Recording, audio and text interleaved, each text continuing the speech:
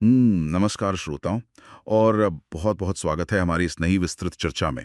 सभी सुनने वालों का स्वागत है। अंतरिक्ष एक ऐसा शब्द है जिसे सुनते ही रात के आसमान की तरफ नजरें खुद ब खुद उठ जाती हैं। हाँ, बिल्कुल ऐसा लगता है जैसे वो तारे हमें बुला रहे हो। सही कहा। मतलब अनगिनत तारों और अनंत गहराइयों से भरा हुआ ये ब्रह्मांड हमेशा से हमारी जिज्ञासा का सबसे बड़ा केंद्र रहा है। और रहेगा भी, क्योंकि इसके रहस्य कभी खत्म नहीं होते। एकदम सही। तो आज की इस विस्तृत चर्चा में हमारा फोकस भारत और दुनिया के इन्हीं असीमित ब्रह्मांड की ओर बढ़ते कदमों के गहन विश्लेषण पर है। जिसे हम आज डिकोड करने वाले हैं। हाँ, आज का विषय है अंतरिक्ष प्रौद्योगिकी यानी स्पेस टेक्नोलॉजी। और हम विशेष रूप से भारतीय अंतरिक्ष अनुसंधान संगठन यानी इसरो की उस शानदार यात्रा पर बात करेंगे। और उनके प्रमुख ऐतिहासिक मिशनों पर भी। बिल्कुल। और इसके साथ ही अंतरिक्ष में काम करने वाले भौतिक विज्ञान के कुछ ऐसे दिलचस्प और हैरान करने वाले तथ्यों पर बात करेंगे जो हमारी रोजमर्रा की समझ को पूरी तरह से पलट देते हैं। जो कि बहुत ही गजब के नियम है। चलिए इसे थोड़ा खोलकर समझते हैं। हमारे पास आज जो स्रोत हैं वे ऐतिहासिक डेटा, मिशन के तकनीकी विवरण और अंतरिक्ष विज्ञान के बुनियादी सिद्धांतों से भरे हुए हैं। और यहाँ सबसे दिलचस्प बात ये है कि हम केवल इस पर बात नहीं करने वाले कि ये अंतरिक्ष मिशन क्या है। तो हम और क्या जानने वाले हैं? हम ये भी समझेंगे कि ये मिशन क्यों महत्वपूर्ण है। मतलब कैसे इंसान ने शून्य से शुरुआत करके चंद्रमा के दक्षिणी ध्रुव तक का सफर तय किया है। ये जानना बहुत जरूरी है। वाकई ये एक ऐसा सफर है जो प्रेरणा से भरा है।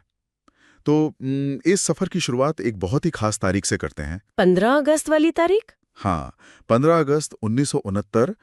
ये वो दिन था जब इसरो की स्थापना हुई थी। जिसका मुख्यालय बेंगलुरु में है। सही कहा।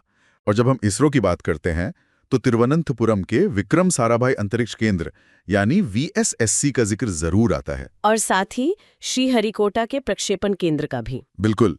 आंध्र प्रदेश के श्रीहरिकोटा स्थित सतीश धवन अंतरिक्ष केंद्र यानी एसटीएससी।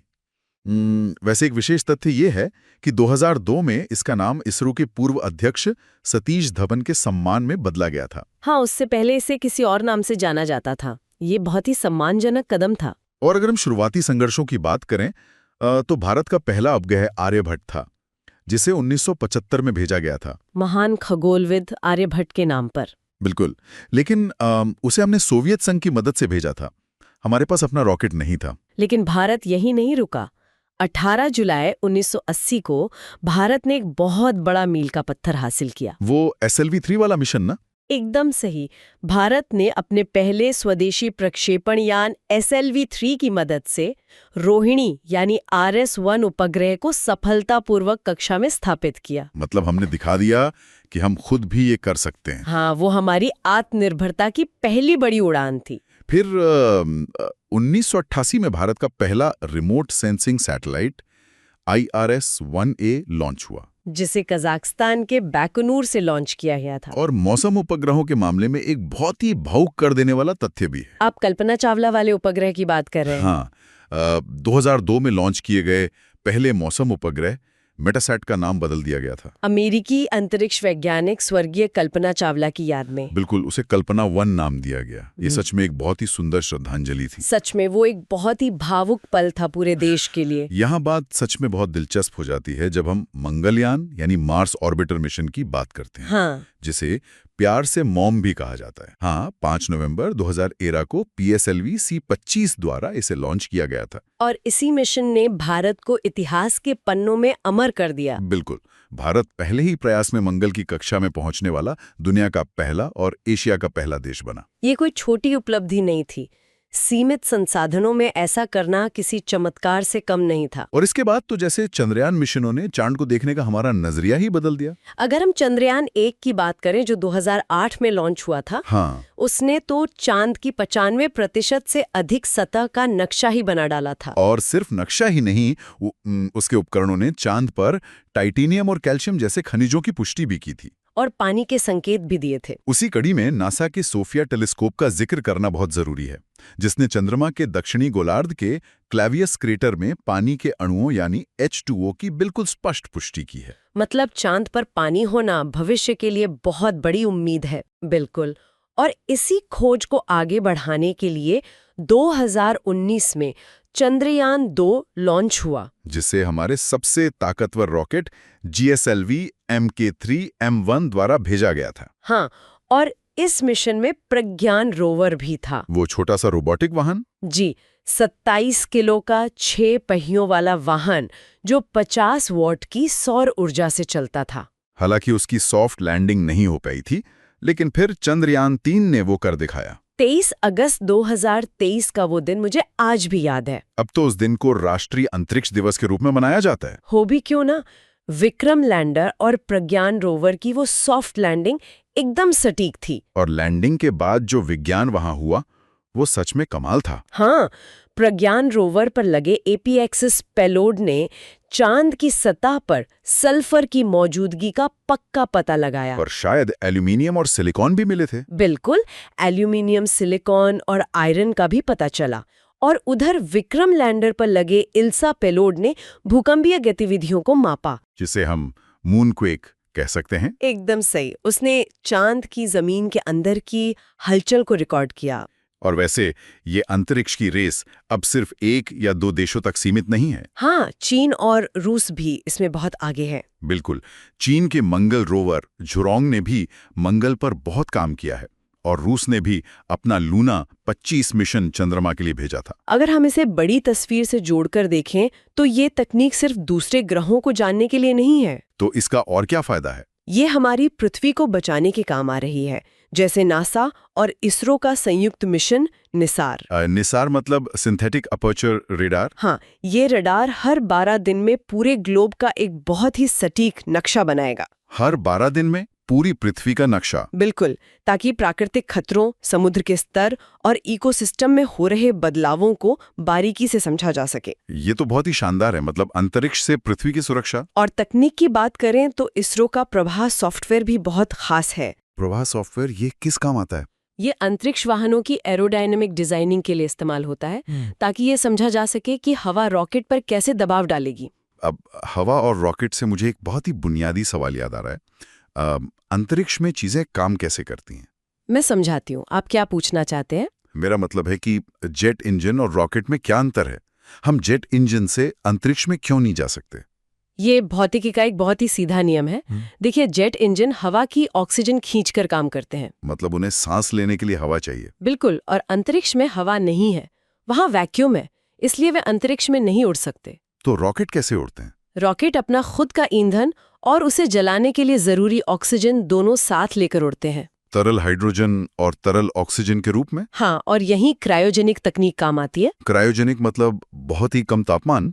अत्यंत कम तापमान -183 डिग्री सेल्सियस पर ईंधन का उपयोग किया जाता है। -183 डिग्री, ये तो बहुत ही ज्यादा ठंडा है। बहुत ज्यादा। और ये तकनीक बहुत जटिल है। अमेरिका, यूरोप, जापान, चीन और भारत के पास ही ये है। क्या ब्राजील के पास ये तकनीक है? नहीं, ब्राजील के पास अभी ये पूरी तरह विकसित नहीं है। अच्छा, अब उपग्रहों के विज्ञान पर आते हैं। भूस्थिर उपग्रह यानी जियोस्टेशनरी सैटेलाइट्स जो 36,000 किलोमीटर की ऊंचाई पर होते हैं। हाँ, और वे 24 घंटे में पृथ्वी का एक चक्कर लगाते हैं। इसी वजह से वो पृथ्वी से देखने पर स्थिर नजर आते हैं, क्योंकि पृथ्वी भी 24 घंटे में घूमती है। बिल्कुल सही समझा आपने।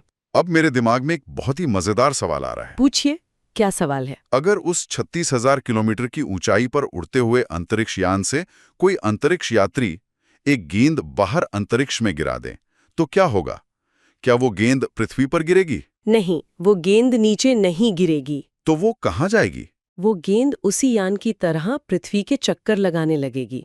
अरे वाह, ऐसा क्यों? केंद्राभिमुखी बल यानी सेंट्रिपिटल फोर्स और गुरुत्वाकर्षण के कारण, क्योंकि उस गेंद के पास भी यान वाली ही गति होती है। ये तो सच में दिमाग चकरा देने वाला तथ्य है। और संचार उपग्रहों के मामले में मैंने सुना है कि फ्रीक्वेंसी का कुछ चक्कर होता है। हाँ, संचार उपग्रहों में हमेशा अपलिंक फ्रीक्वेंसी डाउनलिंक फ्रीक्वेंसी से बड़ी रखी जाती है। अपलिंक मतलब जो सिग्नल हम जमीन से ऊपर भेजते हैं? बिल्कुल, और डाउनलिंक जो उपग्रह हमें वापस भेजता है। तो अपलिंक बड़ा क्यों होता है? ताकि ऊपर जाने वाले और नीचे आने वाले सिग्नल्स आपस में ना टकराएं और डेटा का ट्रैफिक बिना रुके चलता रहे। तो इस सब का असल मतलब क्या है? मतलब अंतरिक्ष के ये नियम रोजमर्रा की चीजों पर कैसे असर डालते हैं? बहुत गहरा असर डालते हैं। जैसे क्या आपको लगता है चांद पर दो लोग बात कर सकते हैं? आमतौर पर तो लोग यही सोचेंगे कि हाँ, रेडियो के बिना भी बात कर लेंगे। लेकिन नहीं, वे बिल्कुल बात नहीं कर सकते क्योंकि ध्वनि को यात्रा करने के लिए किसी माध्यम की जरूरत होती है। और चांद पर वायुमंडल तो है ही नहीं। बिल्कुल, चांद पर वैक्यूम है, हवा नहीं है, इसलिए आवाज एक जगह से दूसरी जगह जा ही नहीं सकती। ये तो बड़ी अजीब बात है।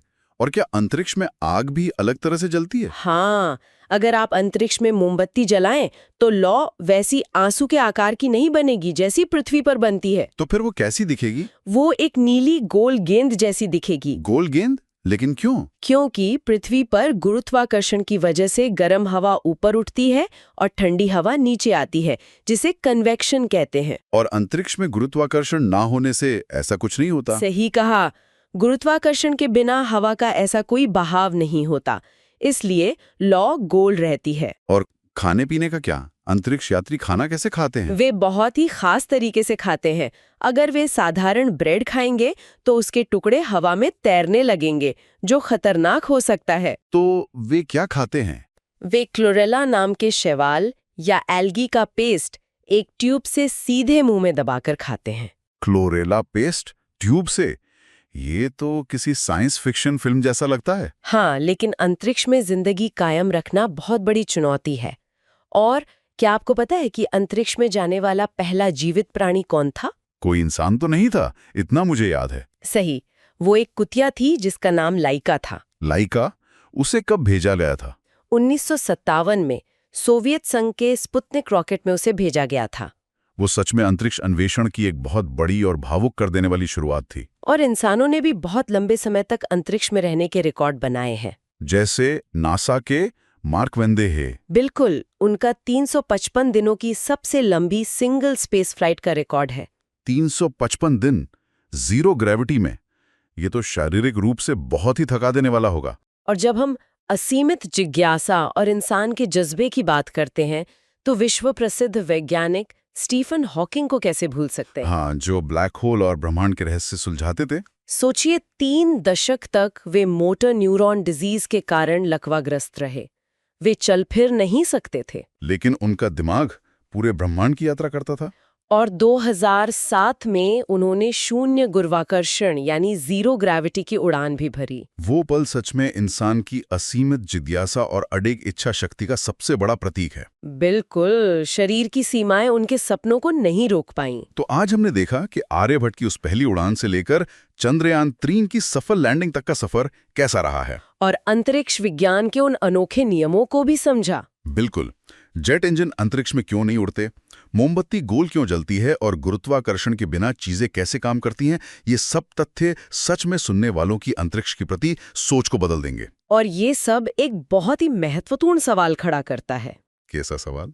जिस तरह से प्रज्ञान रोवर ने चांद पर सल्फर और टाइटेनियम जैसे खनिजों की खोज की है और तकनीक इतनी तेजी से आगे बढ़ रही है। हाँ, बहुत तेजी से। तो सोचने वाली बात यह है कि जब इंसान स्थायी रूप से चांद या मंगल पर बसना शुरू करेगा तो वहां मिलने वाले इन बहुमूल्य खनिजों और संसाधनों पर किसका अधिकार होगा? ये तो बहुत ही जटिल कानूनी और नैतिक मुद्दा बन जाएगा। क्या हम पृथ्वी के आपसी विवादों और सीमाओं को भी अपने साथ अंतरिक्ष में ले जाएंगे, या फिर अंतरिक्ष की वो असीमित गहराई मानवता को एकजुट करेगी? वाकई ये एक बहुत ही गहरा और विचारोत्तेजक सवाल है जिस पर हम सभी को सोचना चाहिए कि हमारा भविष्य सितारों के बीच कैसा होने वाला है। अंतरिक्ष हमें बहुत कुछ सिखा सकता है, बस हमें उसे सही नजरिए से देखना होगा। इसी शानदार और गहरे विचार के साथ हम श्रोताओं के समय का बहुत बहुत धन्यवाद करते हैं। हमें सुनने के लिए शुक्रिया। अपनी जिज्ञासा को हमेशा ऐसे ही बनाए रखिए और सितारों की ओर देखना कभी ना छोड़ें। इसी के साथ हमारी इस ज्ञानवर्धक और मनोरंजक विस्तृत चर्चा का समापन होता है। नमस्कार। इस विस्तृत चर्चा में स्वागत है। हाँ। आज हम जिन दस्तावेजों, शोध पत्रों और नोट्स की गहराई में उतरने वाले हैं ना, वे मतलब कोई साधारण कागजात नहीं है। हाँ। आज का हमारा पूरा विषय रक्षा प्रणाली, विज्ञान और तकनीक के इर्द गिर्द घूमता है। बिल्कुल, और जो भी रक्षा क्षेत्र की रणनीतियों को समझने की जिज्ञासा रखता है उसके लिए आज की ये चर्चा बहुत खास होने वाली है। एकदम सही कहा। ये केवल परीक्षाओं में पूछे जाने वाले सवालों या रटे रटाए आंकड़ों का कोई पुलिंदा नहीं है। हाँ, ये तो दुनिया भर की और विशेष रूप से भारत की रक्षा शक्ति के विकास की पूरी कहानी बयां करता है। चलिए इसको थोड़ा विस्तार से समझते हैं। आखिर इन भारी भरकम मशीनों, मिसाइलों और रडार प्रणालियों के पीछे का विज्ञान क्या है? और ये सब कैसे किसी देश की सुरक्षा की मजबूत नींव तैयार करता है। देखिए, ये समझना सच में बहुत जरूरी है कि कोई भी देश रातों रात अपनी रक्षा प्रणाली खड़ी नहीं कर लेता।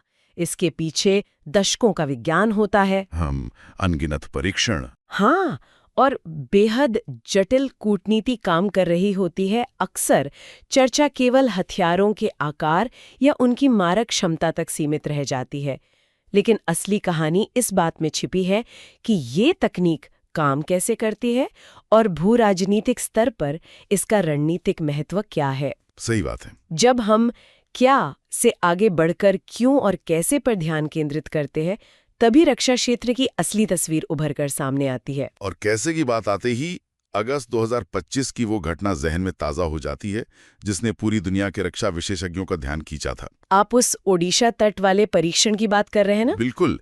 भारत द्वारा एकीकृत वायु रक्षा हथियार प्रणाली यानी IAWS का जो सफल परीक्षण किया गया, वो भविष्य की तकनीक की एक बहुत बड़ी झलक थी। सच में इस परीक्षण की सबसे खास बात ये थी कि इसमें स्वदेशी रूप से विकसित quick reaction surface to air missile के साथ साथ लेजर पर आधारित डायरेक्टेड एनर्जी वेपन का इस्तेमाल हुआ था। हाँ, मतलब लेजर हथियारों का इस्तेमाल अब केवल विज्ञान कथाओं का हिस्सा नहीं रहा, बल्कि ये भविष्य के हवाई खतरों से निपटने की एक वास्तविक और कारगर तकनीक बन चुका है।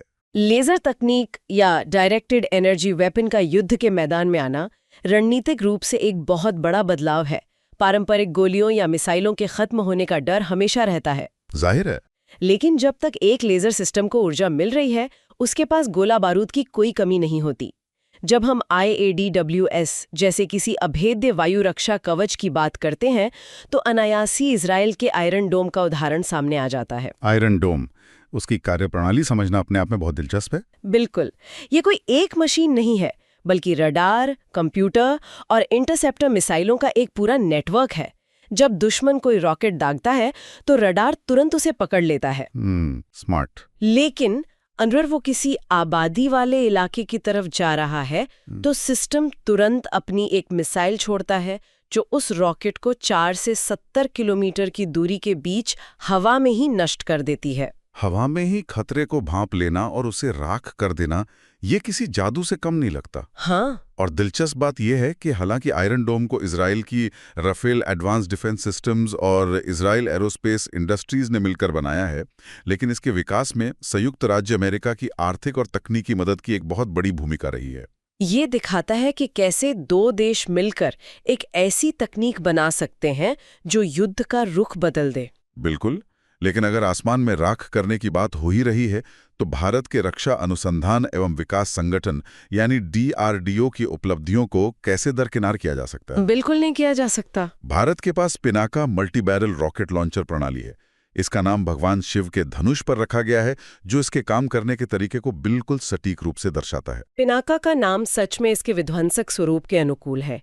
एक अकेली मिसाइल दागना एक बात है, लेकिन जब दुश्मन के मोर्चे पर एक साथ कई रॉकेटों की बारिश करनी हो, तब पिनाका काम आता है। बिल्कुल, ये बहुत ही कम समय में रॉकेटों की एक पूरी झड़ी लगा सकता है।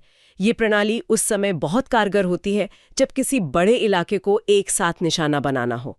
ये पारंपरिक मारक क्षमता और आधुनिक तकनीक का एक ऐसा संगम है जो मनोवैज्ञानिक रूप से भी दुश्मन पर भारी दबाव डालता है। रॉकेटों की बारिश के बाद अगर अचूक निशाने और भयानक गति की बात करें, तो ब्रह्मोस मिसाइल का नाम सबसे ऊपर आता है। भारत और रूस की शानदार साझेदारी। हाँ, भारत की ब्रह्मपुत्र और रूस की मॉस्को नदियों के नाम को मिलाकर बनी ये सुपरसोनिक क्रूज मिसाइल एक बेहतरीन उदाहरण है। इसकी मारक क्षमता पहले 290 किलोमीटर थी, जिसे तकनीकी अपग्रेड के बाद 400 किलोमीटर कर दिया गया है। और इसकी असली ताकत इसकी दूरी नहीं है। सही कहा। इसकी गति है ये ध्वनि की गति से 3 गुना तेज यानी मैक 3 की रफ्तार से उड़ती है। इस गति पर मिसाइल के अंदर इतनी गतिज ऊर्जा पैदा हो जाती है कि अगर इसमें कोई विस्फोटक न भी लगा हो तो भी अपने निशाने को केवल टकराकर ही चकनाचूर कर सकती है। बिल्कुल। इतनी तेज रफ्तार वाली मिसाइल को रडार पे पकड़ना और उसे रोकना दुश्मन के लिए लगभग असंभव हो जाता है। यहाँ सबसे दिलचस्प बात यह है कि आज के युद्ध केवल रफ्तार और भारी विस्फोटकों से नहीं लड़े जाते। अब सारा खेल सटीकता, बुद्धिमत्ता और मशीनों की स्वायत्तता का है। इसी स्मार्ट तकनीक का एक बेहतरीन उदाहरण है DRDO द्वारा बनाई गई नाग एंटी टैंक मिसाइल। ये तीसरी पीढ़ी की मिसाइल है जो दागो और भूल जाओ के सिद्धांत पर काम करती है। Fire and forget. हाँ, इसका मतलब है कि एक बार लक्ष्य तय करके मिसाइल छोड़ दी गई तो उसके बाद ऑपरेटर को उसे गाइड करने की जरूरत नहीं पड़ती। मिसाइल खुद अपना रास्ता ढूंढकर दुश्मन के टैंक को तबाह कर देती है। ये दागो और भूल जाओ तकनीक तो हैरान करने वाली है, लेकिन आधुनिक टैंक भी तो खुद को बचाने के लिए नई नई तकनीकें इस्तेमाल करते हैं। मैंने पढ़ा था कि टैंकों के ऊपर एक खास तरह का आर्मर लगा होता है। सटीक बात पकड़ी आपने। आज के आधुनिक युद्धक टैंकों को बचाने के लिए उनके ऊपर एक्सप्लोसिव रिएक्टिव आर्मर यानी ERA लगाया जाता है। ERA? हाँ, ये ERA साधारण लोहे या स्टील की चादर नहीं होता। इसके अंदर विस्फोटक भरा होता है। जब कोई दुश्मन की मिसाइल टैंक के आर्मर से टकराती है तो ERA बाहर की तरफ एक छोटा सा विस्फोट करता है। अच्छा, बचाव के लिए विस्फोट? बिल्कुल। ये बाहर की तरफ होने वाला विस्फोट मिसाइल की ऊर्जा और उसके वार को टैंक के मुख्य ढांचे तक पहुंचने से पहले ही नष्ट कर देता है। लेकिन नाग मिसाइल की इंजीनियरिंग इतनी शानदार है कि ये इस एक्सप्लोसिव रिएक्टिव आर्मर को भी चकमा देकर या उसे भेद कर टैंक के अंदरूनी हिस्से को 4 किलोमीटर की दूरी से पूरी तरह तबाह कर सकती है। ये दिन के उजाले में भी उतनी ही कारगर है जितनी रात के अंधेरे में होता है, जिसे रैमजेट कहते हैं। रैमजेट, हाँ। इसे एक आसान उदाहरण से समझा जा सकता है। अगर कोई व्यक्ति एक बहुत तेज रफ्तार वाली मोटरसाइकिल पर बैठा हो और अचानक अपना मुंह खोल ले तो क्या होगा? हवा सीधे अंदर जाएगी, एकदम जबरदस्त दबाव के साथ सीधे उसके मुंह में भर जाएगी। रैमजेट इंजन भी बिल्कुल इसी भौतिक सिद्धांत पर काम करता है। ये टरबाइन इंजनों की जटिलता को खत्म करने का एक बेहतरीन तरीका है। सामान्य जेट इंजनों में हवा को खींचने और इसे दबाने के लिए बड़े बड़े घूमने वाले पंखे या कंप्रेसर लगे होते हैं। लेकिन रैमजेट इंजन में हवा को दबाने के लिए कोई घूमने वाला पुर्जा नहीं होता। ये मिसाइल या विमान की अपनी तेज गति का ही इस्तेमाल करता है। जब मिसाइल बेहद तेज गति से आगे बढ़ती है तो सामने से आने वाली हवा इतनी तेज होती है कि वो इंजन के अंदर खुद ब खुद संपीड़ित हो जाती है। यानी बिना किसी भारी पुर्जे के इंजन हवा के दबाव का फायदा उठाता है। इससे मिसाइल का वजन काफी कम हो जाता है। ये मैक 3 से लेकर मैक 6 तक की गति के लिए तो शानदार काम करता है, लेकिन हर तकनीक की अपनी एक सीमा होती है। सही बात है। जब गति हाइपरसोनिक हो जाती है, यानी ध्वनि से भी कई गुना ज्यादा तेज, तो इस इंजन के अंदर हवा इतनी तेजी से गुजरती है कि ईंधन को जलने का पूरा समय ही नहीं मिल पाता और इसकी क्षमता घटने लगती है। और यहीं पर एरोस्पेस इंजीनियरिंग की चुनौतियां शुरू होती हैं। गति और वजन का ये संतुलन ही भविष्य के विमानन की दिशा तय कर रहा है। लेकिन अगर हम भविष्य की बात कर रहे हैं तो सबसे बड़ा बदलाव इंजनों में नहीं बल्कि कॉकपिट में आ रहा है। अब यहाँ मुद्दा सच में बहुत रोचक हो जाता है, क्योंकि जब कॉकपिट की बात आती है तो आधुनिक युद्ध नीति अब पायलटों को खतरे में डालने से बच रही है। बिल्कुल, पूरी दुनिया एक ड्रोन क्रांति के दौर से गुजर रही है। हाँ, और भारत भी इसमें पीछे नहीं है। भारत ने अपना पहला स्वदेशी लड़ाकू बमवर्षक मानव रहित विमान यानी UAV विकसित किया है, जिसका नाम FWD-200B है। FWD-200B? हाँ, और ये कोई छोटा मोटा निगरानी करने वाला ड्रोन नहीं है, बल्कि ये 100 किलोग्राम तक का पेलोड या हथियार अपने साथ ले जा सकता है। क्या माल है। DRDO ने इसके अलावा लक्ष्य और निशांत जैसे पायलट रहित विमान भी विकसित किए हैं। लक्ष्य का काम तो और भी दिलचस्प है। हाँ, वो टारगेट की तरह काम करता है। बिल्कुल, यह आसमान में एक कृत्रिम दुश्मन की तरह उड़ता है ताकि सेना अपनी मिसाइलों से इसे मार गिराने का अभ्यास कर सके। मानव रहित विमानों का ये उदय युद्ध के मैदान की पूरी तस्वीर बदल रहा है। जब आसमान में मशीनों का नियंत्रण बढ़ जाता है तो इंसानी जान का जोखिम कम हो जाता है। लेकिन इसका ये मतलब कतई नहीं है कि लड़ाकू विमानों में इंसान की जरूरत खत्म हो गई है। हाँ, वो तो है। जब अचानक से रणनीति बदलनी हो या जटिल निर्णय लेने हो तब मानव चलित विमान ही काम आते हैं। भारत का स्वदेशी चौथी पीढ़ी का हल्का लड़ाकू विमान तेजस इसका प्रत्यक्ष प्रमाण है, जिसकी पहली उड़ान 2001 में हुई थी। हाँ, और 2016 में इसे वायुसेना में शामिल किया गया था। इसे भारतीय वायुसेना के रीढ़ बनाने के उद्देश्य से विकसित किया गया है। और एक लड़ाकू विमान केवल तभी ताकतवर होता है जब उसके हथियार उन्नत हों। तेजस की क्षमता को कई गुना बढ़ाने के लिए DRDO ने अस्त्र मिसाइल विकसित की हैं। अस्त्र मिसाइल ये एक हवा से हवा में मार करने वाली मिसाइल है जो 80 से 100 किलोमीटर की दूरी तक और 20 किलोमीटर की ऊंचाई पर उड़ रहे दुश्मन के विमान को नेस्तनाबूद कर सकती है। अस्त्र मिसाइल की सबसे बड़ी खासियत यह है कि ये बियॉन्ड विजुअल रेंज तकनीक पर आधारित है। BVR। हाँ, BVR आसान भाषा में समझे तो आसमान में पायलट को अपनी आंखों से दुश्मन का विमान देखने की जरूरत नहीं है। दुश्मन का विमान क्षितिज के पार नजरों से बहुत दूर हो सकता है, लेकिन विमान का रडार उसे ढूंढ निकालता है और अस्त्र मिसाइल उस अनदेखे लक्ष्य को हवा में ही खत्म कर सकती है। नजरों से दूर वार करने की एक क्षमता सच में अद्भुत है। इसी तर्ज पर अगर आसमान से जमीन पर वार करने की बात करें तो सुखोई 30 MKI विमान से रुद्रम 2 मिसाइल का सफल परीक्षण किया गया। ये हवा से सतह पर मार करने वाली मिसाइल है। हाँ, लेकिन इन सब तेज और ऊंचे उड़ने वाले हथियारों के बीच एक मिसाइल ऐसी है जो बिल्कुल अलग तरीके से काम करती है। उसका नाम है निर्भय। निर्भय एक सबसोनिक क्रूज मिसाइल है ना? बिल्कुल, यानी इसकी गति ध्वनि से कम है, लेकिन इसकी सबसे बड़ी ताकत इसकी गति नहीं बल्कि इसके उड़ने का तरीका है। ये जमीन से सिर्फ 500 मीटर से लेकर 4 किलोमीटर की ऊंचाई तक उड़ सकती है। ये पेड़ की फुनगियों को छूते हुए, जिसे ट्री टॉप लेवल कहते हैं, उड़ने में सक्षम है। निर्भय का ये ट्री टॉप स्तर पर उड़ना कोई इत्तेफाक नहीं है। ये एक सोची समझी रणनीति है। रडार हमेशा एक सीधी रेखा में काम करते हैं और जमीन की गुलाई या पहाड़ों की वजह से उनके ब्लाइंड स्पॉट्स बन जाते हैं। सही कहा। जब कोई मिसाइल जमीन के बिल्कुल करीब से घाटियों और पेड़ों के बीच से छुपते हुए उड़ती है तो दुश्मन के रडार उसे पकड़ ही नहीं पाते। जब तक रडार को चेतावनी मिलती है तब तक मिसाइल अपना काम कर चुकी होती है। भय जैसी मिसाइलें रडार से छुपने की कोशिश करती हैं और दूसरी तरफ जमीन पर बैठी सेनाओं को इन छुपकर आने वाले खतरों से बचना होता है। बिल्कुल।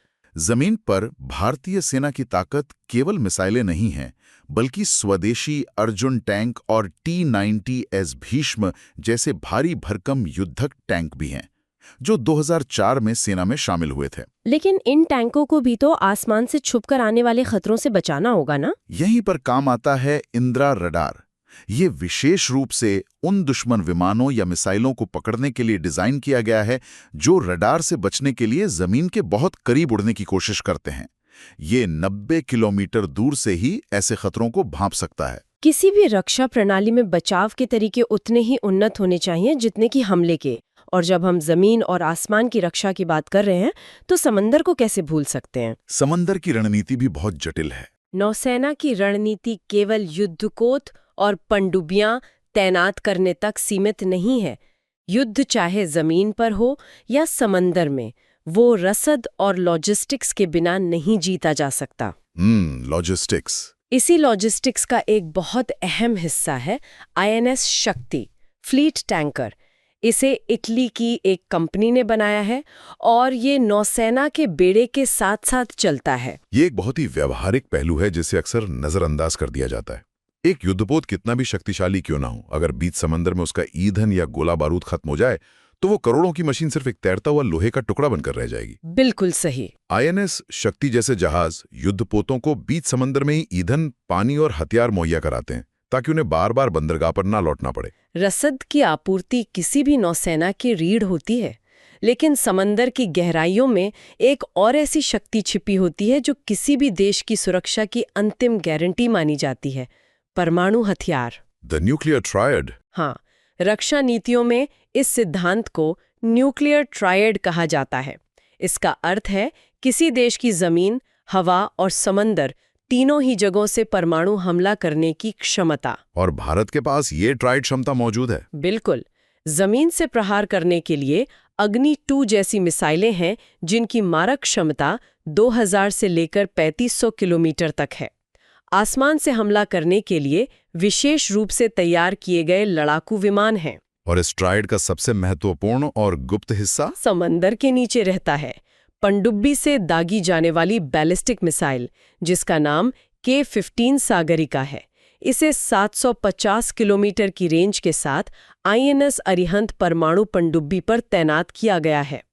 न्यूक्लियर ट्रायड में पनडुब्बियों की भूमिका रणनीतिक रूप से सबसे ज्यादा महत्वपूर्ण है और इसे डिटेरेंस या निवारक क्षमता के सिद्धांत से समझा जा सकता है। वो कैसे? मान लीजिए अगर कोई दुश्मन देश अचानक हमला करके जमीन और हवा में मौजूद सभी परमाणु ठिकानों को नष्ट कर दे, तब क्या होगा? ऐसी स्थिति में समंदर की गहराइयों में महीनों तक बिना किसी की नजरों में आई छिपी रहने वाली परमाणु पनडुब्बी काम आती है। दुश्मन को ये खौफ हमेशा रहता है कि भले ही वो पहला हमला कर दे, लेकिन समंदर के किसी अज्ञात कोने से ऐसा जवाबी हमला होगा जो सब कुछ खत्म कर देगा।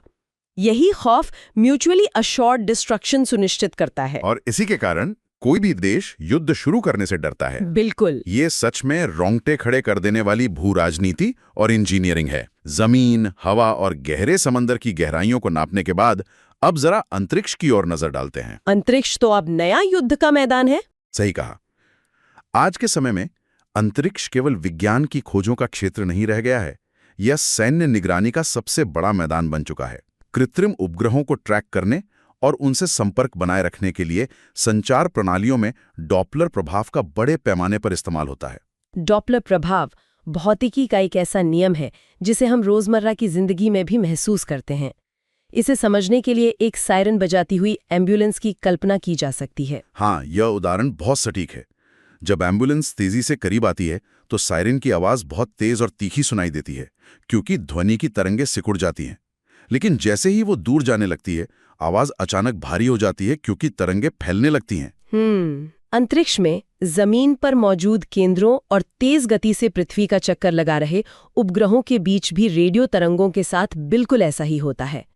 इसी डॉपलर शिफ्ट की गणना करके उपग्रहों की सटीक स्थिति और गति को ट्रैक किया जाता है।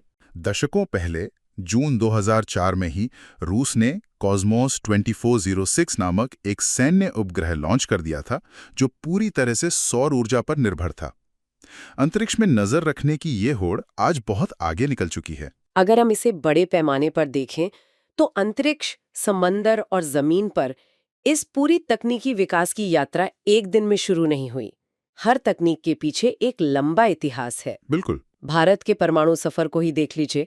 18 मई 1974 को पोखरण में जो पहला परमाणु परीक्षण किया गया था, उसका आधिकारिक कोड नाम था स्माइलिंग बुद्धा। हाँ, शांतिपूर्ण ऊर्जा और अंतरिक्ष खोज के लिए। उस समय ये स्पष्ट किया गया था कि ये तकनीक शांतिपूर्ण ऊर्जा निर्माण के लिए है।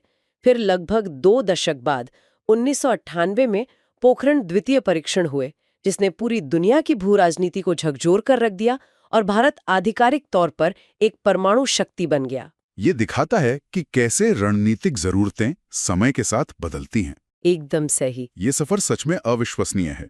इन सभी नोट्स, दस्तावेजों और प्रणालियों से गुजरने के बाद जो एक बड़ी तस्वीर उभर कर आती है, वो आत्मनिर्भरता और वैश्विक साझेदारी का एक बहुत ही शानदार संतुलन है। हाँ, दोनों चीजें साथ साथ चल रही हैं। एक तरफ मेक इन इंडिया के तहत स्वदेशी तकनीक से बने तेजस विमान हैं, FWD-200B जैसे आधुनिक ड्रोन हैं और सागरिका जैसी मारक मिसाइलें हैं। वहीं दूसरी तरफ रूस के साथ मिलकर बनाई गई ब्रह्मोस मिसाइल, इटली द्वारा निर्मित INS शक्ति और अमेरिका की मदद से शुरू हुआ इजराइल का आयरन डोम जैसी प्रणालियां हैं, जो दिखाती हैं कि तकनीक की कोई सीमा नहीं होती। और ये सिर्फ आयात तक सीमित नहीं है। बिल्कुल नहीं।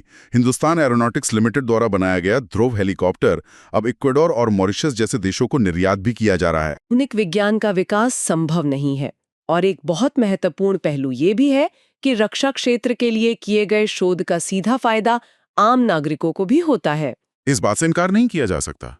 इसरो का उदाहरण इससे बहुत अच्छी तरह समझाता है। जनवरी 2020 में इसरो ने व्योम मित्र नाम का एक भारतीय रोबोट दुनिया के सामने पेश किया। व्योम मित्र, हाँ। ये एक अर्धमानवीय रोबोट है जिसे भारत के मानवयुक्त अंतरिक्ष मिशन गगनयान के लिए खास तौर पर तैयार किया गया है। अंतरिक्ष की जटिल परिस्थितियों को समझने में ये इंसानों की मदद करेगा।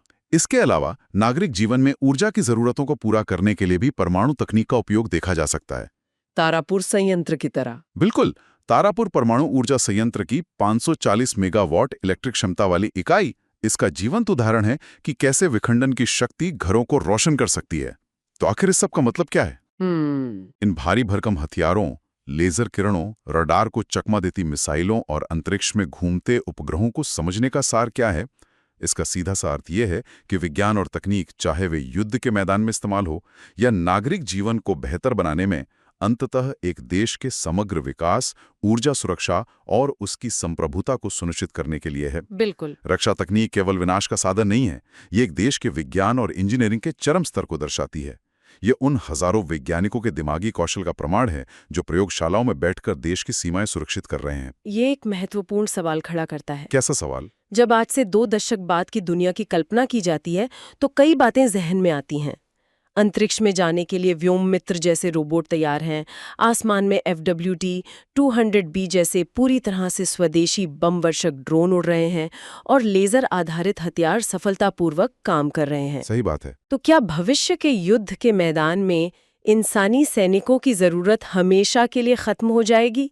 क्या आने वाले दशकों में युद्ध केवल मशीनों, एल्गोरिदम और कृत्रिम बुद्धिमत्ता के बीच लड़े जाएंगे? ये तो और अगर ऐसा हुआ, जहां युद्ध के मैदान में इंसानी जान का जोखिम लगभग शून्य हो जाएगा, तो क्या इससे युद्ध शुरू करने का फैसला लेना राजनीतिक रूप से आसान हो जाएगा?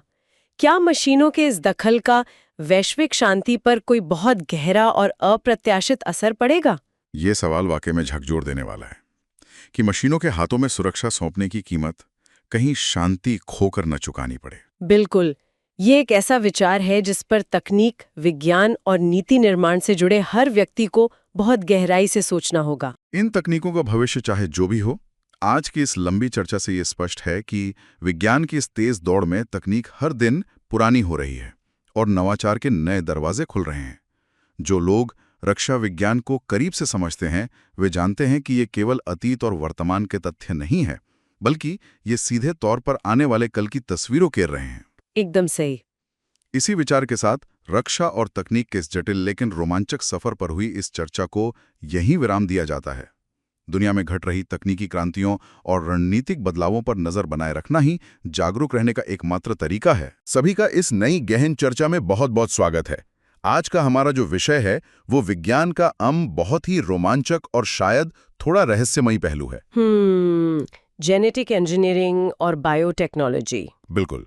हमारे पास आज चर्चा के लिए कुछ बहुत ही बेहतरीन वैज्ञानिक नोट्स और शोध सामग्रियां हैं। और सच कहूं तो इन भारी भरकम वैज्ञानिक तथ्यों को समझना आज के समय में बहुत जरूरी है। हाँ, हमारा मिशन भी यही है, इन जटिल तथ्यों से सबसे काम की जानकारियां निकालना, ये समझना कि ये तकनीकें कैसे खामोशी से हमारे भविष्य को आकार दे रही हैं। जी। ताकि हम सभी का ज्ञान तेजी से और गहराई से बढ़ सके।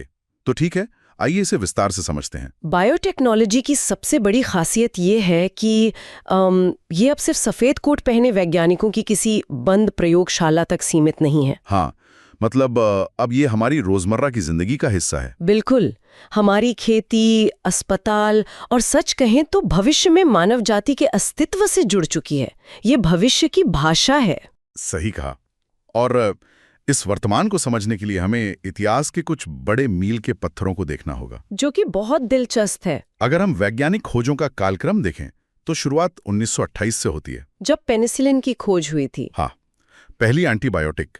एक छोटी सी फफूंद ने हमें बैक्टीरिया से लड़ना सिखा दिया। और फिर एक बड़ा जंप आता है 1953 में, डीएनए का डबल हेलिक्स स्ट्रक्चर। जी, जिसने जीवन की कोडिंग को हमारे सामने खोलकर रख दिया। और फिर 1978 में दुनिया के पहले टेस्ट ट्यूब बेबी का जन्म हुआ, IVF तकनीक से।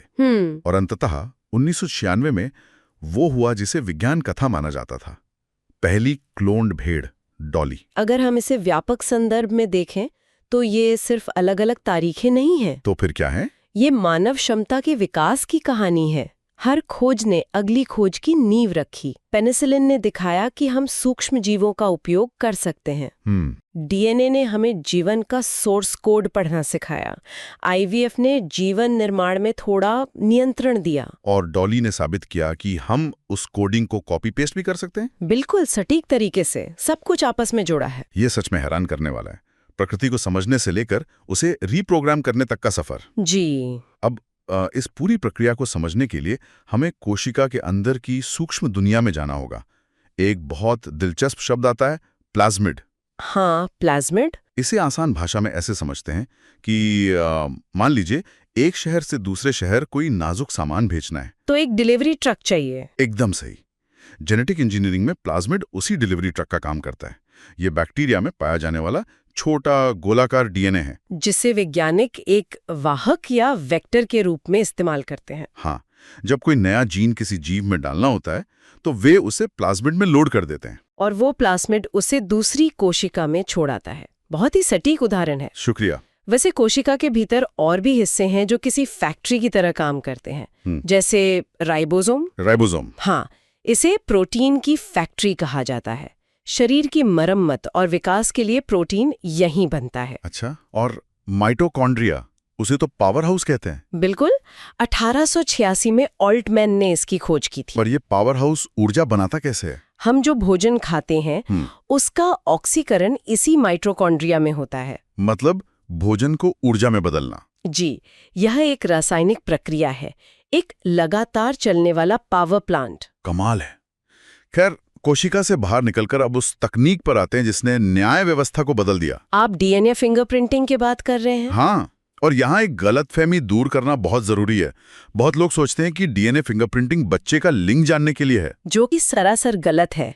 इसका ऐसा कोई उपयोग नहीं है। बिल्कुल, इसका असली इस्तेमाल पितृत्व विवाद सुलझाने में होता है, ये जानने के लिए कि असली माता पिता कौन हैं। और अपराधियों को पकड़ने में, दुर्घटनाओं में मृत शरीरों की पहचान करने में भी, और हाँ, लुप्तप्राय जीवों को बचाने में भी। डीएनए फिंगरप्रिंटिंग इंसान का जैविक बारकोड है।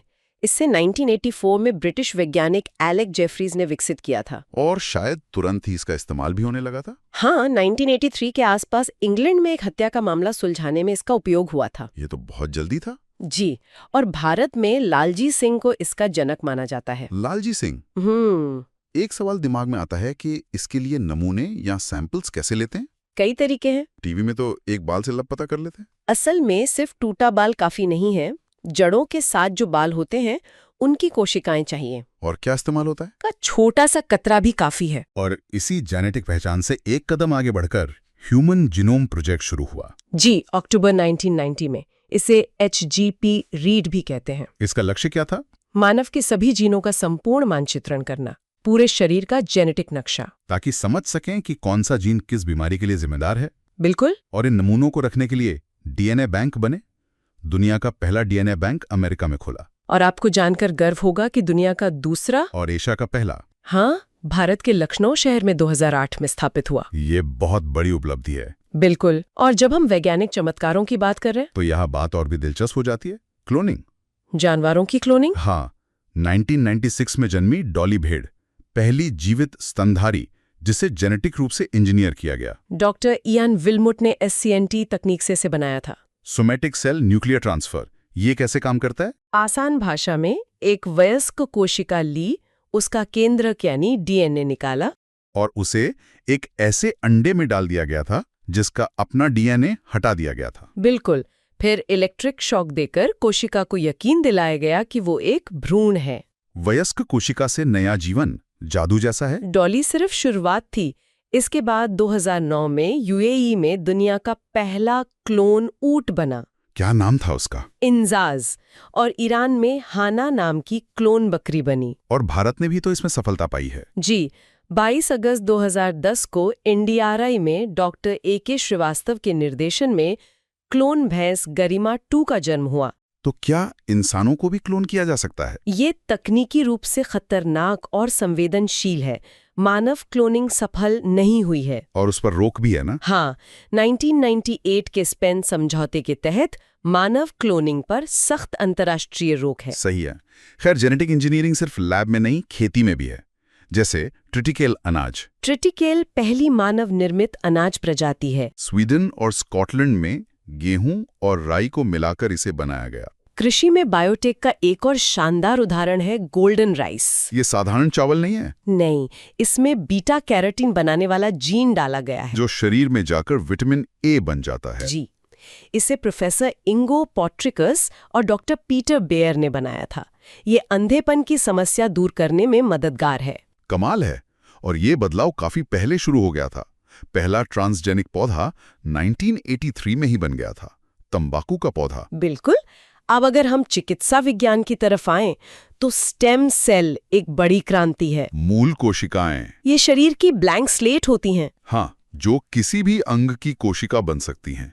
लिवर, मांसपेशियां, या रक्त। इनसे मधुमेह, अल्जाइमर, पार्किंसंस और हृदय रोग का इलाज हो सकता है। पहले भ्रूण से स्टेम सेल निकालने पर विवाद था, पर अब गर्भनाल के रक्त, दांत और अस्थि मज्जा से इन्हें सुरक्षित निकाला जा रहा है। लेकिन इनसे पूरा इंसान तो नहीं बन सकता? नहीं, एक संपूर्ण भ्रूण बनाना अभी संभव नहीं है, पर अंग मरम्मत हो सकती है। जापान में वैज्ञानिकों ने स्टेम सेल से लिवर कोशिकाएं बनानी हैं। और भारत में पहला stem cell science and regenerative medicine institute Bengaluru में खुल चुका है। मेडिकल फील्ड में एक और चीज है, जीन थेरेपी।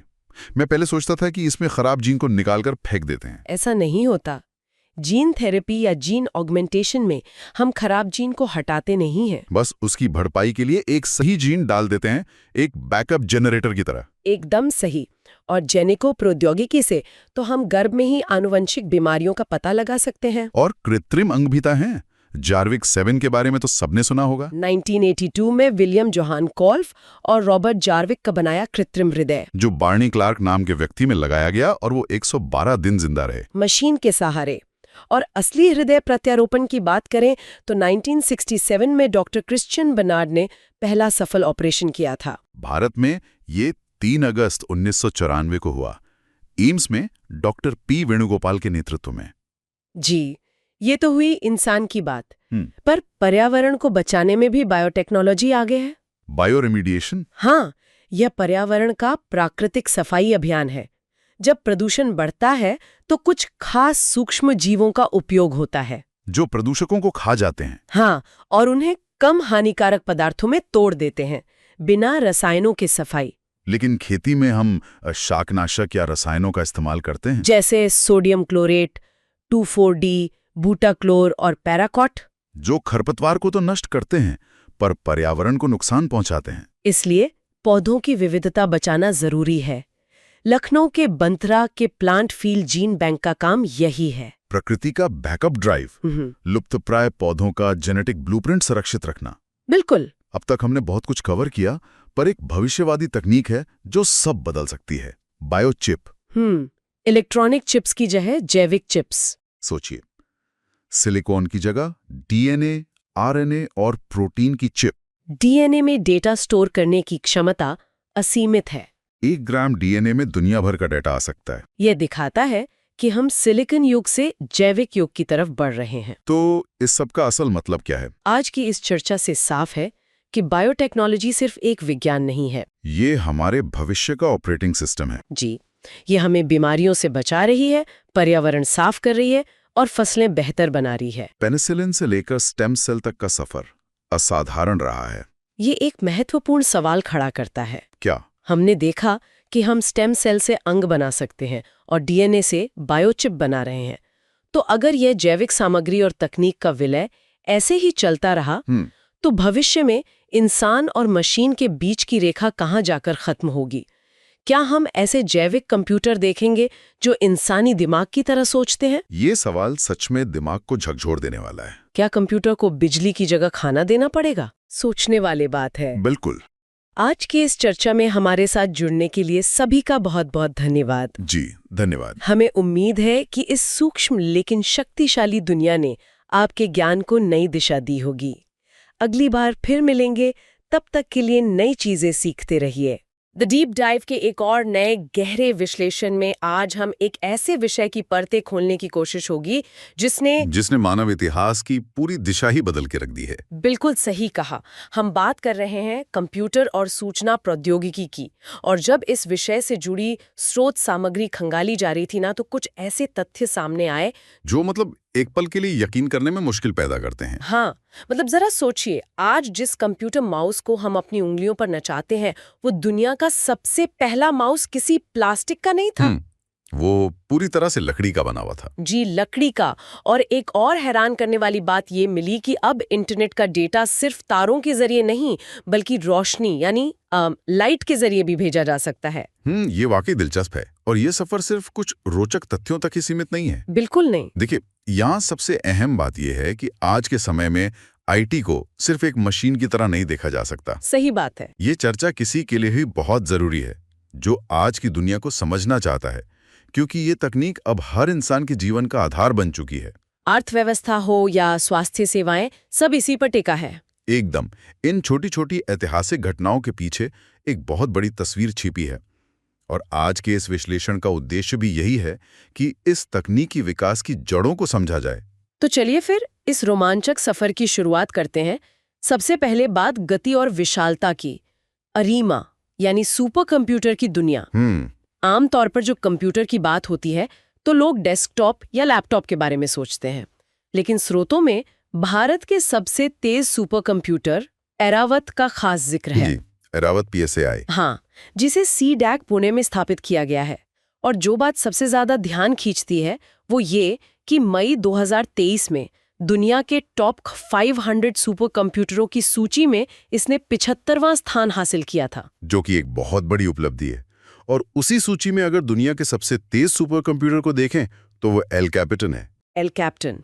तो आम कंप्यूटर तो रोजमर्रा के काम करते हैं, लेकिन इन विशाल मशीनों की क्षमता इतनी ज्यादा क्यों होती है? इसे ऐसे समझिए कि एक आम कंप्यूटर एक बार में एक काम करता है, लेकिन सुपर कंप्यूटर एक ही सेकंड में अरबों खरबों गणितीय समीकरण सुलझा सकता है। बाप रे। मौसम की भविष्यवाणी करनी हो, अंतरिक्ष के रहस्य सुलझाने हों या फिर नई दवाइयां खोजनी हों, इन सब में इनका इस्तेमाल होता है। और आजकल तो AI मॉडल बनाने में भी। बिल्कुल। लेकिन यहीं पर एक बहुत जरूरी तकनीकी पहलू आता है। जब कोई मशीन इतनी तेज गति से काम कर रही हो तो उस डेटा को सुरक्षित रखने के लिए एक बहुत बड़े डिजिटल भंडार की भी जरूरत होती है। मतलब डेटा सेंटर। हाँ, बिना डेटा के सुपर कंप्यूटर की गति का कोई मतलब नहीं है। हमारे स्रोतों से साफ पता चलता है कि भारत में इस पर बहुत तेजी से काम हो रहा है। रिलायंस इंडस्ट्रीज ने गुजरात के जामनगर में दुनिया का सबसे बड़ा डेटा सेंटर स्थापित किया है। जामनगर में? और ये सिर्फ एक बड़ी इमारत नहीं है, ये एक जटिल नेटवर्क है जिसे चलाने के लिए भारी मात्रा में बिजली और कूलिंग सिस्टम चाहिए होता है। ये तो बहुत बड़े पैमाने की बात होगी, पर अगर जमीनी स्तर पर देखें तो इतने बड़े डेटा सेंटर का देश और लोगों के लिए क्या मतलब है? इसका असर बहुत व्यापक है। ये भारत के कृत्रिम बुद्धिमत्ता या AI क्षेत्र में एक बड़ी छलांग है। आज हम जो भी डिजिटल सेवाएं इस्तेमाल कर रहे हैं, जैसे UPI पेमेंट या ई-गवर्नेंस, बिल्कुल, ये सब इन्हीं विशाल डेटा सेंटरों पर निर्भर करता है। जब डेटा देश के अंदर सुरक्षित रहता है तो साइबर खतरे कम होते हैं और डिजिटल अर्थव्यवस्था मजबूत होती है। हाँ, और हजारों इंजीनियरों के लिए रोजगार भी पैदा होता है। चलिए, ये तो साफ हो गया है कि डेटा जमा करने की जगह है, लेकिन अब उस डेटा को मोबाइल तक पहुंचाने के लिए एक रास्ते की जरूरत होती है। कनेक्टिविटी की बात। जी, इंटरनेट, जिसे सूचना का राजपथ कहा जाता है, इसका इतिहास तो किसी थ्रिलर फिल्म जैसा है। 1969 में अमेरिकी रक्षा विभाग ने सबसे पहले ARPANET बनाया था, ताकि युद्ध की स्थिति में संचार सुरक्षित रहे। हाँ, लेकिन असली क्रांति आई 1989 में, जब टिम बर्नर्स-ली ने वर्ल्ड वाइड वेब बनाया, जिसने पूरी दुनिया को एक डिजिटल धागे में पिरो दिया। बिल्कुल। और इस राजपथ का सफर तांबे के तारों से शुरू होकर आज हवा और रोशनी तक पहुंच गया है। एक वक्त था जब कंप्यूटर को केबल से बांध कर रखना पड़ता था। फिर वायरलेस का दौर आया। वाईफाई का इस्तेमाल आज हर घर में हो रहा है। वाईफाई का पूरा नाम वायरलेस फिडेलिटी है, जो रेडियो तरंगों पर काम करता है, जैसे FM रेडियो करता है। एकदम। लेकिन स्रोतों में एक और तकनीक का जिक्र है जिसने विज्ञान के नियमों को नया रूप दिया है, लाइफाई यानी लाइट फिडेलिटी। ये वाकई एक आहा मोमेंट है। मतलब रेडियो तरंगों की जगह रोशनी का इस्तेमाल इंटरनेट के लिए। जी, लाइफाई मुख्य रूप से ऑप्टिकल फाइबर नेटवर्क और सामान्य LED लाइट का उपयोग करके डेटा भेजता है। आसान भाषा में समझें तो ये हवा में रेडियो तरंगों से नहीं, बल्कि एक LED बल्ब की बेहद तेज चमक से सूचनाएं पहुंचाता है, जो इतनी तेज होती है कि हमारी आंखें पकड़ ही नहीं सकती। बिल्कुल। रिसीवर इसे डेटा के रूप में पढ़ लेता है। भारत के सूचना एवं प्रसारण मंत्रालय में जनवरी 2018 में इसका सफल परीक्षण किया था। और नतीजे भी बहुत हैरान करने वाले थे।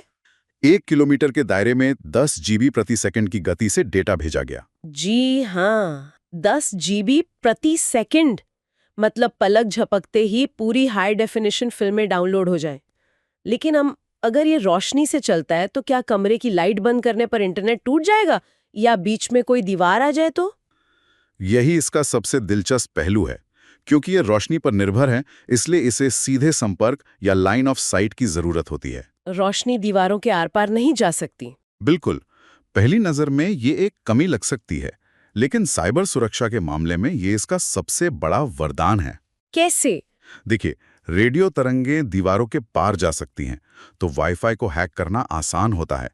लेकिन लाईफाई में अगर रोशनी कमरे से बाहर नहीं जा रही तो डेटा भी बाहर नहीं जा सकता। अरे वाह, ये तो रक्षा और बैंकिंग के लिए बहुत शानदार है। ये एक गेम चेंजर है। और जब गति की बात हो ही रही है तो 5G नेटवर्क पर भी चर्चा बनती है। 5G की खूबियां बहुत प्रभावशाली हैं। हाँ, तेज डाउनलोड, ड्राइवर रहित कारें। और दूर दराज के गांवों में बैठे मरीजों का रिमोट हेल्थ सर्विस से ऑपरेशन। हाँ, क्योंकि 5G में देरी या लेटेंसी बहुत कम है। लेकिन स्रोत एक व्यवहारिक सच भी बताते हैं। 5G का लाभ उठाने के लिए सिर्फ नेटवर्क काफी नहीं है। नया फोन या 5G हार्डवेयर होना भी जरूरी है। बिल्कुल, ये कोई सॉफ्टवेयर अपडेट नहीं है। पुराने 4G फोन के प्रोसेसर्स 5G को पकड़ ही नहीं सकते। नया हार्डवेयर बुनियादी शर्त है।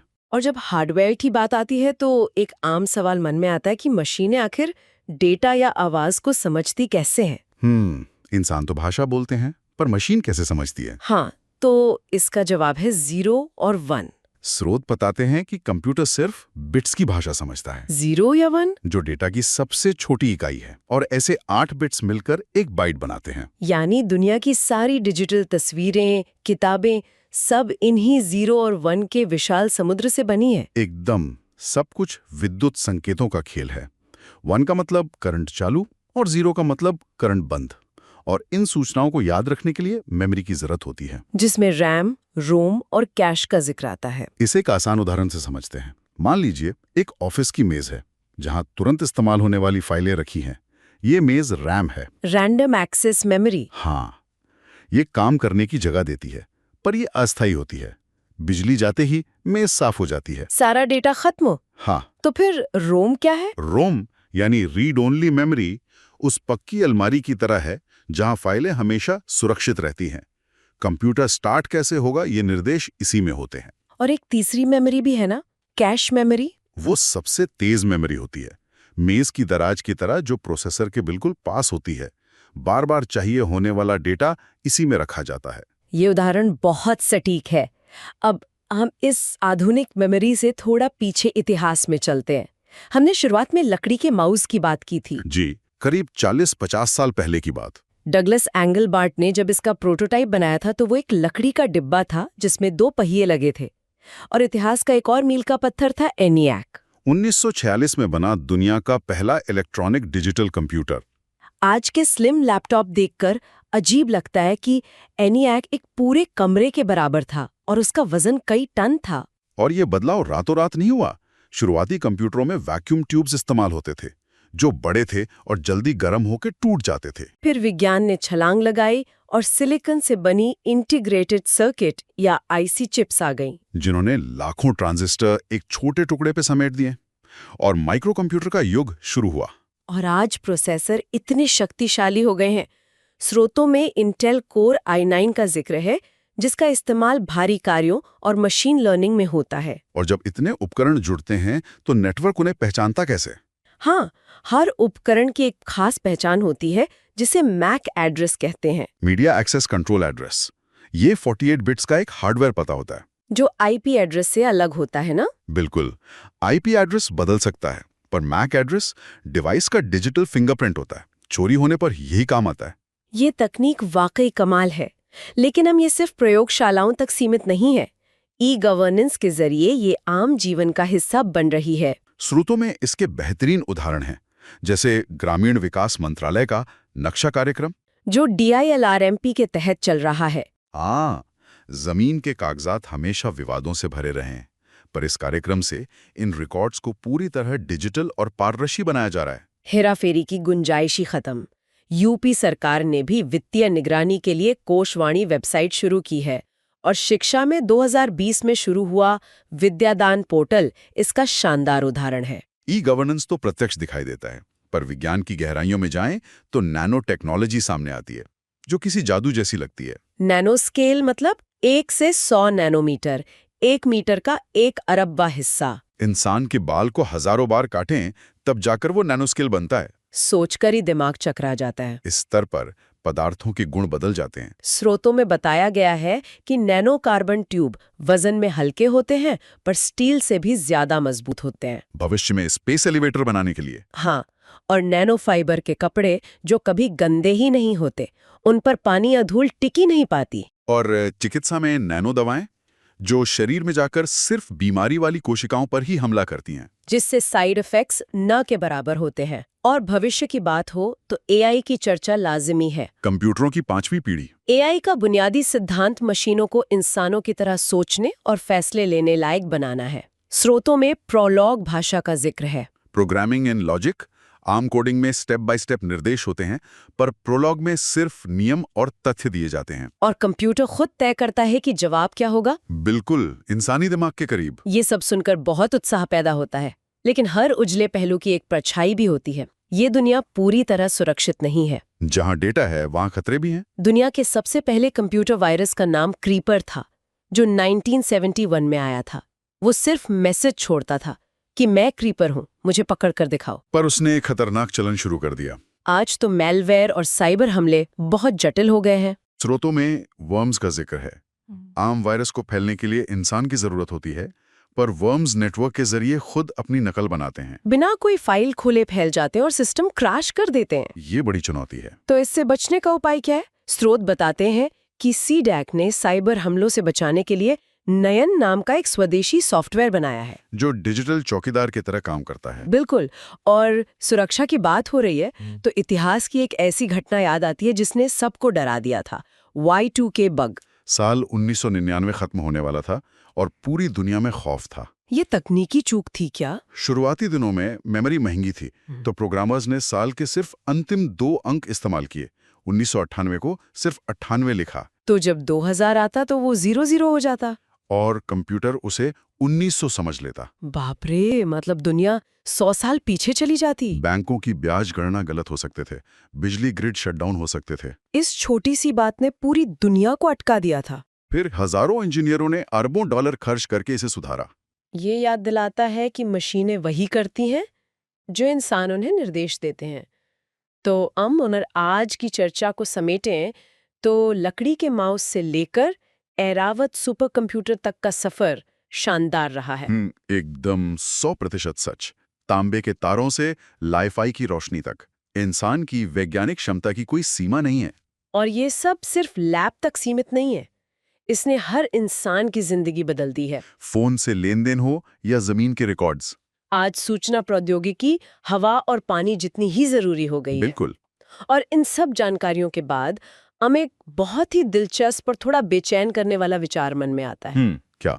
जिस तेजी से तकनीक नैनो स्केल तक छोटी हो रही है और डेटा रोशनी में बह रहा है, वो दिन कितना दूर है जब सारा हार्डवेयर पूरी तरह से अदृश्य हो जाएगा? ये बहुत गहरा सवाल है। और जब सब कुछ अदृश्य होगा, मशीनें दिखाई ही नहीं देंगी, तो ये दुनिया और ये जानकारी किस रूप में हमारे सामने आएगी? क्या हम तकनीक का इस्तेमाल कर रहे होंगे या हम खुद उस अदृश्य नेटवर्क का हिस्सा बन जाएंगे? ये सोचने वाली बात है। और इसी विचारोत्तेजक सवाल के साथ हम आज के इस गहरे विश्लेषण को यहीं विराम देते हैं। आगे भी ऐसी ही चर्चाओं के लिए जुड़े रहें। आज की इस डीप डाइव में हमारे सामने जो सोर्सेज और नोट्स का जो एक बड़ा सा बंडल रखा है, उसको हम डिकोड करने वाले हैं। हाँ, ये सच में काफी मैसिव कलेक्शन है जानकारी का। बिल्कुल। इस चर्चा का मुख्य विषय सामान्य विज्ञान और आधुनिक तकनीक से जुड़े विभिन्न स्रोतों का विश्लेषण करना है। और इसमें काफी विविधता है, मतलब सरकारी योजनाओं से लेकर अंतरिक्ष शोध तक सब कुछ शामिल है। सही कहा। और इसमें रसायन विज्ञान और कुछ ऐसी टेक के फैक्ट्स भी हैं जो सच में किसी को भी सोचने पर मजबूर कर दें। तो इस गहरी चर्चा का मिशन काफी क्लियर है। मिशन यही है कि इन अलग अलग लगने वाले तथ्यों को एक साथ जोड़कर एक बड़ी कहानी बनाई जाए। एग्जैक्टली। विज्ञान कैसे हमारी रोजमर्रा की जिंदगी से लेकर समुद्र की गहराई और अंतरिक्ष की ऊंचाई तक जुड़ा हुआ है, यही समझना आज का लक्ष्य है। यहाँ सबसे दिलचस्प बात यह है कि जब हम इन बिखरे हुए तथ्यों के पीछे का मतलब क्यों और कैसे समझते हैं, तब असली कनेक्शन उजागर होता है। चलिए इसको थोड़ा विस्तार से समझते हैं। शुरुआत एक ऐसी जगह से करते हैं जहां आमतौर पर ध्यान नहीं जाता। आप समुद्र की गहराई की बात कर रही हैं आप? भारत का पहला मानव युक्त यानी मैन्ड डीप ओशन मिशन, जिसका नाम है समुद्रयान। ये बहुत ही एम्बिशियस प्रोजेक्ट है। वाकई में। नोट्स के मुताबिक इसका उद्देश्य समुद्र में 6000 मीटर की गहराई तक जाना है। 6000 मीटर। देखिए, 6000 मीटर सुनने में शायद उतना ना लगे, पर समुद्र के अंदर ये एक बिल्कुल अलग दुनिया होती है। वहाँ पानी का दबाव इतना ज़्यादा होता है कि नॉर्मल स्ट्रक्चर्स 1 सेकंड में क्रश हो जाएं। और इसको विकसित किसने किया है, जैसा कि सोर्सेज में है NIOT? हाँ, national institute of ocean technology, जो चेन्नई में स्थित है, उन्होंने इसे डिज़ाइन किया है। और वहाँ इतनी गहराई में जाने का आखिर मतलब फायदा क्या है? यहाँ सबसे दिलचस्प बात यह है कि इतनी गहराई में संसाधनों और जैव विविधता यानी बायोडाइवर्सिटी का एक पूरा खजाना छिपा है। ऐसे मिनरल्स और ऑर्गेनिजम्स जिनके बारे में हम अभी जानते भी नहीं हैं। ये तो हुई समुद्र की बात। अब इस बिल्कुल डार्क और एक्सट्रीम प्रेशर वाली जगह से निकलकर सीधे अंतरिक्ष की दुनिया का रुख करते हैं, जो एक बिल्कुल ही अलग तरह का एक्सट्रीम एनवायरनमेंट है, वैक्यूम ऑफ स्पेस। राइट। और हमारे देश में अंतरिक्ष शोध का एक पूरा नेटवर्क फैला हुआ है। अगर हम लोकेशंस देखें तो BARC ट्रॉम्बे में है। सही है, भाभा एटॉमिक रिसर्च सेंटर। फिर ISRO का मुख्यालय बेंगलुरु में है और रॉकेट्स के लिए VSSC है। विक्रम साराभाई स्पेस सेंटर जो थिरुवनंतपुरम में स्थित है, ये लॉन्च व्हीकल्स का मेन हब है। और एक और सेंटर का जिक्र है, रेडियो एस्ट्रोनॉमी सेंटर, जो उदगमंडलम में है। हाँ, ये सभी केंद्र आपस में मिलकर भारत के स्पेस इकोसिस्टम को ड्राइव करते हैं। लेकिन इस स्पेस डिस्कशन में एक तथ्य ने मुझे सबसे ज्यादा चौंकाया, इसरो और मेडिकल साइंस का कनेक्शन। हाँ, ये टेक्नोलॉजी ट्रांसफर का एक बहुत बेहतरीन उदाहरण है। लोग सोचते हैं कि इसरो सिर्फ रॉकेट्स बनाता है, पर नोट्स बताते हैं कि उन्होंने फाइबर ग्लास तकनीक जैसी चीजें भी ट्रांसफर की हैं। बिल्कुल, और सबसे खास इन्वेंशन जिसका जिक्र है वो है प्रेशर ट्रांसड्यूसर। हाँ, ये सुनकर ही लगता है कि मतलब स्पेस टेक ऑपरेशन थिएटर में क्या कर रहा है। देखिए, रॉकेट्स में लिक्विड और गैस का प्रेशर मापने के लिए बेहद सटीक सेंसर्स चाहिए होते हैं। यही सटीकता इंसानी हृदय की सर्जरी के दौरान भी चाहिए होती है। तो इसरो ने ये प्रेशर ट्रांसड्यूसर बनाया जो हार्ट सर्जरी के वक्त रक्तचाप यानी ब्लड प्रेशर को एकदम एक्यूरेटली मापता है। मतलब रॉकेट साइंस और लाइफ सेविंग सर्जरी आपस में जुड़ गए। यहाँ सबसे दिलचस्प बात यह है कि हाई लेवल इंजीनियरिंग कभी एक क्षेत्र तक सीमित नहीं रहती। ये बिल्कुल सही पॉइंट है।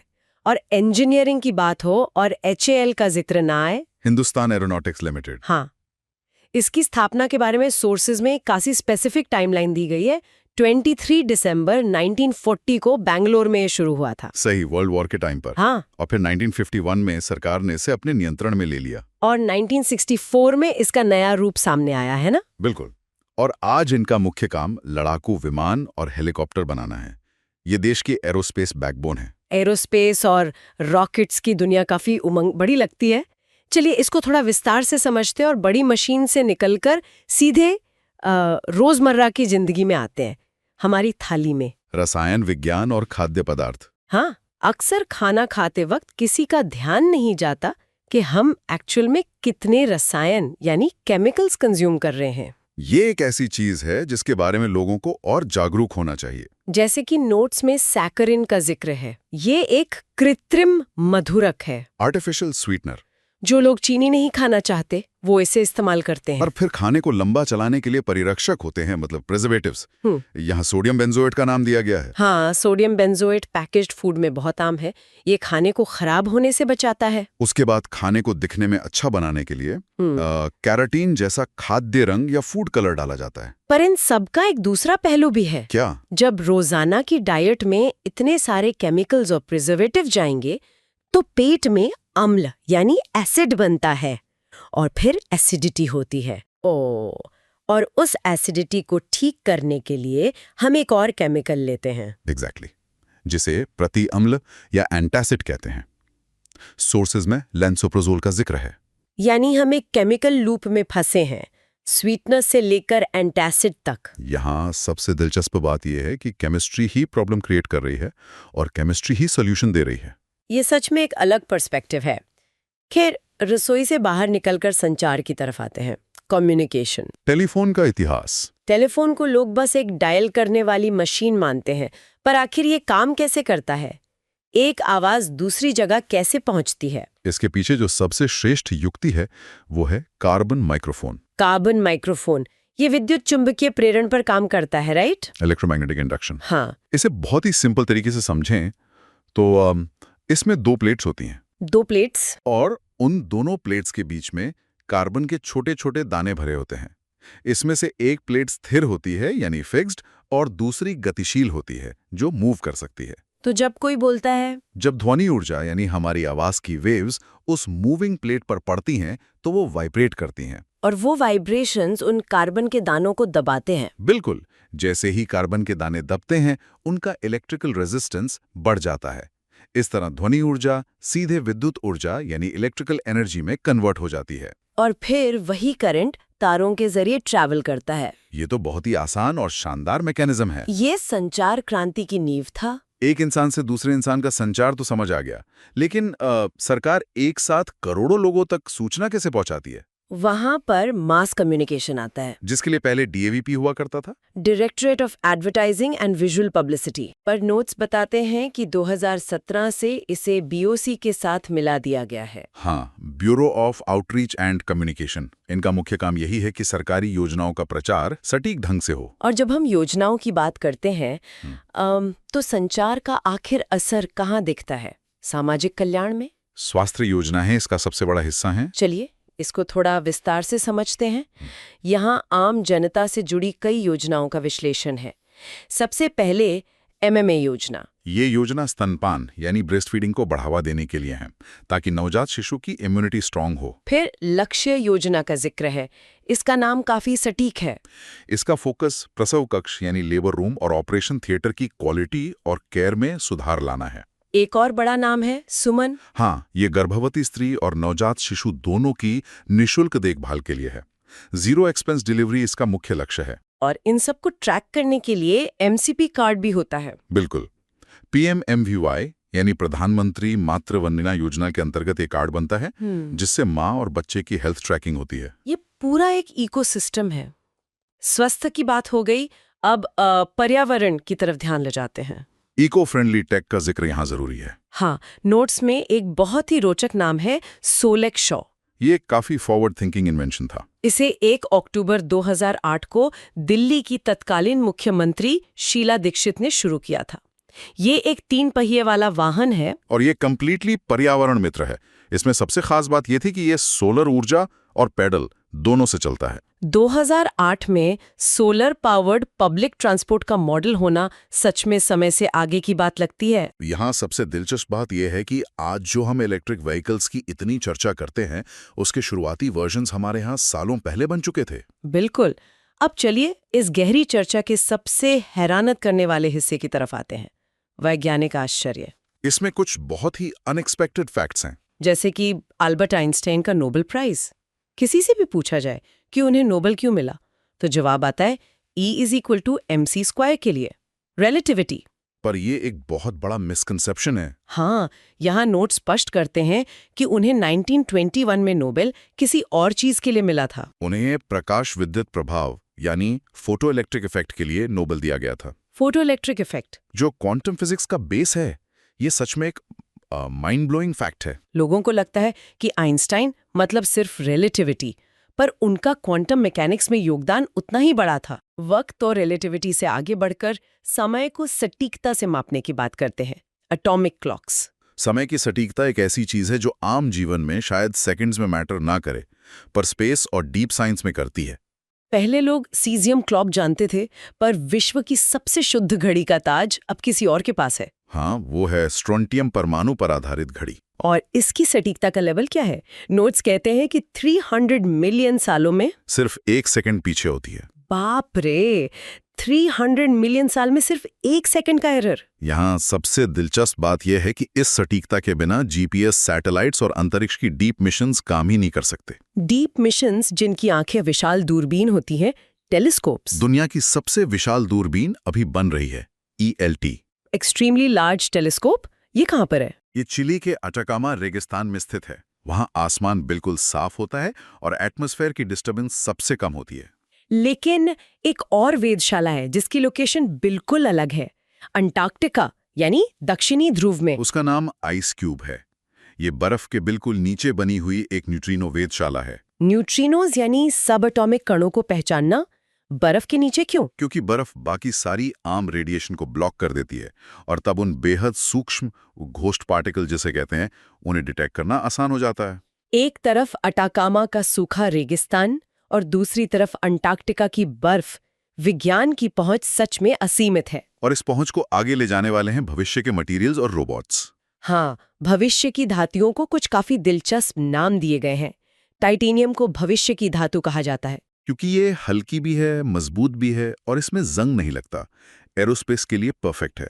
फिर एल्यूमिनियम को हरी धातु यानी ग्रीन मेटल कहा गया है इसे रिसाइकिल करना बहुत आसान है, इसीलिए पर्यावरण के अनुकूल है। और सबसे सरप्राइजिंग, यूरेनियम को आशा की धातु कहा जाता है। लोगों को इससे डर लगता है, पर अगर सही तरीके से इस्तेमाल हो तो ये दुनिया की ऊर्जा समस्या को हमेशा के लिए सुलझा सकती है। इसीलिए ये उम्मीद या आशा की धातु है। इन धातुओं से जुड़ी एक और साइंस की शाखा है साइबरनेटिक्स। साइबरनेटिक्स जो रोबोट्स के निर्माण और संचालन से जुड़ी है, ये भविष्य की सबसे मुख्य तकनीक होने वाली है। और इन क्षेत्रों में नए वैज्ञानिकों को प्रोत्साहित करने के लिए शांति स्वरूप भटनागर प्राइज दिया जाता है। नए युवा वैज्ञानिकों का सम्मान करना बहुत जरूरी है ताकि आगे के अनुसंधान जारी रहें। इस गहरी चर्चा को अगर समेटा जाए तो इस बात पर जोर देना जरूरी है कि स्रोतों से निकली ये जानकारियां कितनी विविध हैं। बहुत ही विविध हैं। समुद्र की 6000 मीटर गहराई में जाने वाले समुद्रयान से लेकर अंतरिक्ष शोध तक, और हमारी रसोई के सैकरिन और लैंसोप्राज़ोल से लेकर 300 मिलियन साल सटीक स्ट्रोंटियम घड़ियों तक, विज्ञान सच में हर जगह मौजूद है। यहाँ सबसे दिलचस्प बात यह है कि ज्ञान का असली मूल्य तब है जब इसे आसपास की दुनिया को बेहतर समझा जा सके। एकदम सही। और चर्चा का अंत एक ऐसी सोचने वाली बात के साथ करना बनता है जो सच में ध्यान आकर्षित करती है। अगर स्ट्रोंटियम घड़ी 300 मिलियन साल में सिर्फ 1 सेकंड खोती है और साइबरनेटिक्स की मदद से रोबोट्स की समझ लगातार बढ़ रही है, तो आगे क्या होगा? क्या आने वाले वक्त में भविष्य की धातु यानी टाइटेनियम से बने एडवांस्ड रोबोट्स ELT दूरबीन द्वारा खोजे गए किसी नए ग्रह पर इंसानी सभ्यता का अगला अध्याय लिखेंगे? ये सोचने पर मजबूर करने वाली एक ऐसी कड़ी है जिस पर आगे जरूर विश्लेषण किया जा सकता है। बिल्कुल। इस गहरी चर्चा में इतने विविध स्रोतों को एक साथ जोड़कर देखने का अनुभव सच में अद्भुत रहा। अगली चर्चा तक इस विशाल विज्ञान को समझने की प्रक्रिया जारी रहनी चाहिए।